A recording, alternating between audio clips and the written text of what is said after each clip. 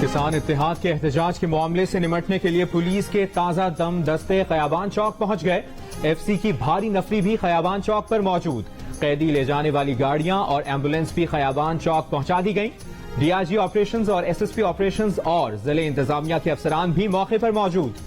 Police نے کہا ہے کہ مظاہرین درختوں سے شاخیں توڑ کر لاٹھیاں بنا رہے ہیں اور پتھر بھی اکٹھے کر لیے ہیں. اس سے قبل چیئرمین کسان اتحاد یونین نے کہا کہ رانا ثناء اللہ کا رویہ ان کے ساتھ پہلے جیسا نہیں تھا.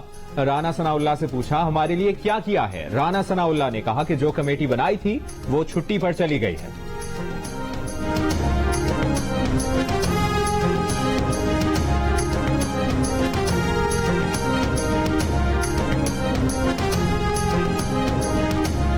وفاقی وزیر داخلہ رانا ثناء اللہ کا کہنا ہے کہ کسانوں کا دھرنا بلا جواز ہے. کسان اتحاد سے ملاقات میں ان کو صورتحال سے آگاہ کر دیا گیا ہے.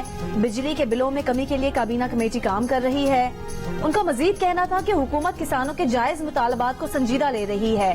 کسی کو بھی ریڈ زون میں احتجاج یا دھرنے کی اجازت نہیں دے سکتے. ریڈ زون کی طرف مارچ کرنے والوں کے خلاف قانون حرکت میں آئے گا.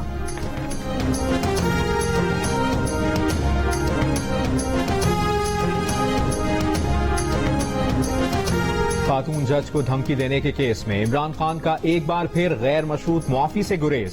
عدالت میں جمع کرائے بیان حلفی میں کہا اگر جج کو یہ تاثر ملا کہ ریڈ لائن کراس ہوئی تو معافی مانگنے کو تیار ہوں. تقریر میں ایکشن لینے سے مراد لیگل ایکشن کے سوا کچھ نہیں تھا.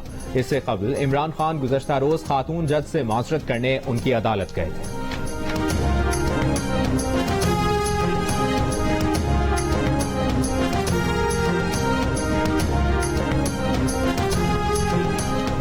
وزیر اعظم شہباز شریف اور دیگر وزراء کی آڈیو لیکس کی تحقیقات کی جائیں. تحریک انصاف نے آڈیو لیکس کے معاملے پر سپریم کورٹ میں درخواست دائر کر دی.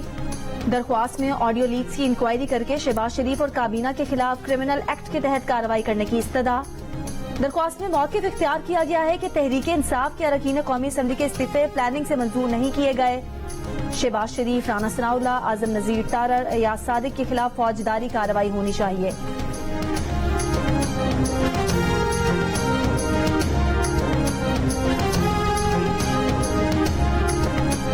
اور لاہور کے علاقے اسلام پورہ سے 17 سالہ طالبہ کو اغوا کر لیا گیا. ورثاء کے مطابق فرسٹ ایئر کی طالبہ کو کالج کے لڑکے نے ساتھیوں سمیت اغوا کیا.